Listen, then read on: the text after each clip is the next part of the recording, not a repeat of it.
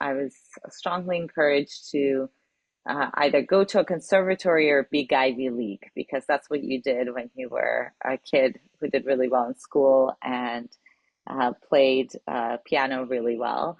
And I went and I toured all the conservatories. And I remember being on a tour of one major one and asking them where the library was or if there was a regular library. And they said, well, here's a music library with scores and recordings. What would you need another library for?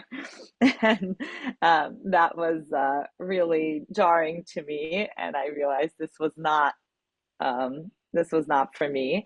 And then I also didn't want to go to a huge university, and I ended up at Vassar College, which actually was the only school I applied to as a high school student. Walked on the campus and it was just right. It's an all Steinway school. They had amazing piano faculty and just music faculty in general, most of whom also taught at the New York conservatories. It was a highly intellectual place that was really about exploration, which was exactly right for me. And I couldn't have ended up in a better place. I studied music and philosophy there. I did most of a major in philosophy. I ended up not finishing a thesis and walked away with a minor. I studied French throughout my time there. I studied German. I worked for the Russian department. And I was just able to take advantage of so many amazing things while studying music on a very high level. And not just as a pianist, but I studied piano and voice and conducting privately throughout my time there. I was able to conduct a student-led ensemble as well as conduct the orchestra regularly and conduct for the theater department and do some opera and musical theater work. I played piano and I played violin and harpsichord in a Baroque ensemble. I sang.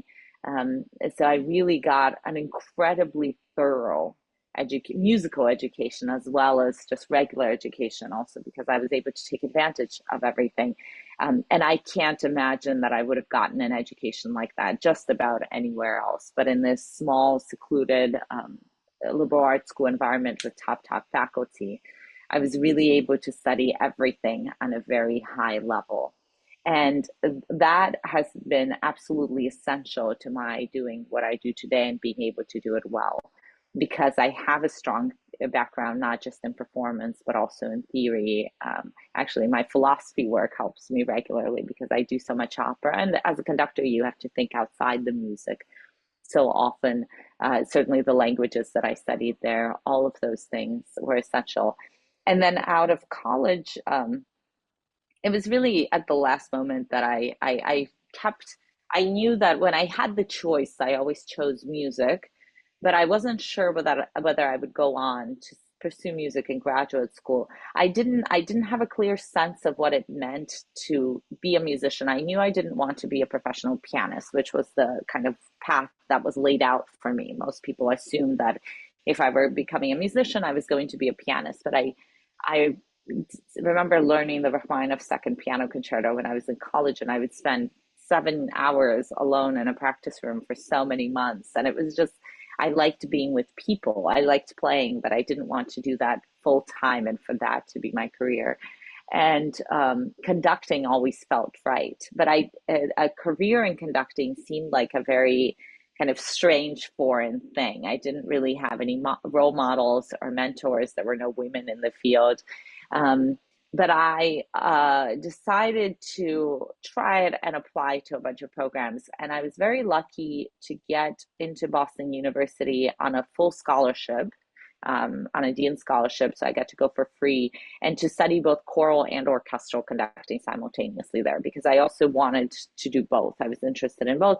And at the time, again, there was this thing that like women only conduct choirs, which of course is not right. But I also wanted to have the background of both. And BU gave me this, not just a full ride, but to an accelerated doctoral program, which doesn't happen in music, but it would be going straight from college to get a doctorate right away. Um, I actually ended up getting my master's and doing all the doctoral coursework, but not finishing the doctorate itself because I was already working. And I was very lucky to land in Boston at the time that I did. There are 5 conservatories in the city, or there were at the time, and all of them were letting out musicians, and there weren't really any conducting programs. There was Boston University, the Boston Conservatory had a very small one at the time, and that was it. New England Conservatory didn't even have one.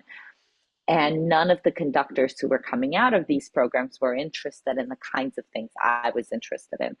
Conducting training at the time was very geared towards only doing standard repertory and going either the university track or the professional track, where you got an assistantship at an orchestra and then an assistantship at a bigger orchestra and rose up that way. And that is not what I wanted to do. I wanted to actually conduct.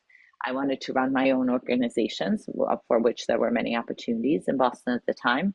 I wanted to conduct opera. I wanted to conduct new music. And it ended up being actually a perfect balance, because my training was very much rooted in kind of the core classics and all the traditions around them and doing things in a very standard way.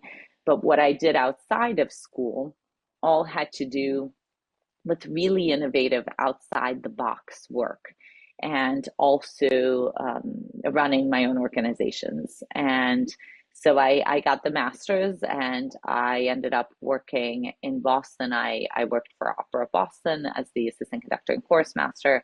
I ended up chorus mastering regularly for the Boston Symphony and the Tanglewood Festival Chorus. I worked with Boston Youth Symphony Orchestras. I ran a large scale opera company that was in residence at Harvard, the Lowell House Opera, where we did huge works like Queen of Spades and Midsummer Night's Dream and Lakme and all of these massive pieces. And also ran my own new music ensemble that was geared towards developing works with young composers. And that's something I've been passionate about for a very long time. In college, I also ran a new music ensemble. And so I got this really broad range of skills and experiences in all types of music, and standard repertoire and symphonic repertoire, working with an opera, working with new music.